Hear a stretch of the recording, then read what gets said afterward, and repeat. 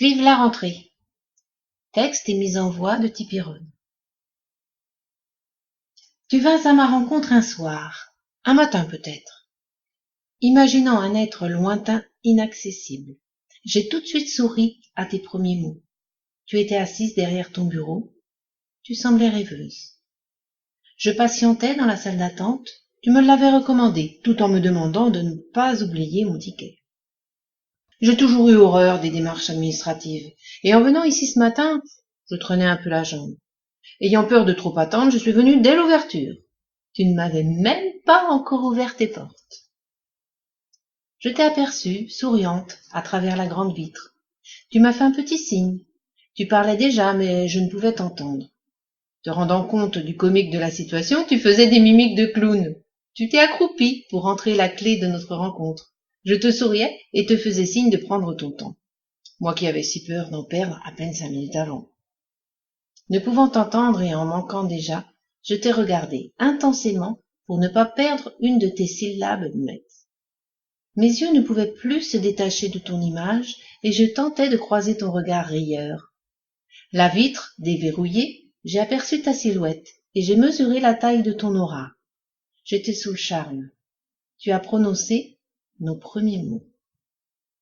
Bonjour monsieur, vous n'êtes pas en retard, du beau soleil comme cela, et vous venez vous enfermer dans nos bureaux? Bonjour madame, pour rien au monde j'aurais été en retard à notre premier rendez-vous. Vous aviez rendez-vous? Non, mais j'avais tort, je le regrette déjà.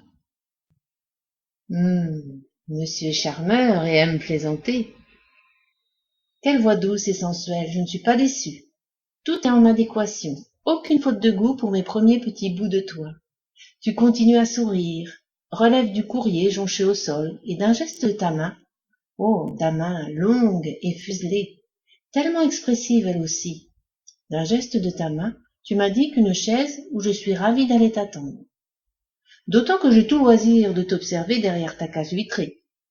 Que de glace entre nous. Je vais m'empresser de briser tout cela. Pour moi, que l'administration est belle. Comment peut-on s'imaginer, en voyant un vol de ma belle, que ma joie est de patienter? Tu parles 2-3 minutes au téléphone, j'entends ta voix qui m'est déjà si familière.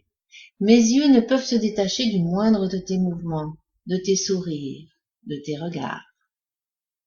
Je sens une rigolote, tu respires la joie de vivre. Je suis suspendue, tous mes sens en éveil, pourvu que je n'ai pas tous mes papiers, que je puisse revenir demain.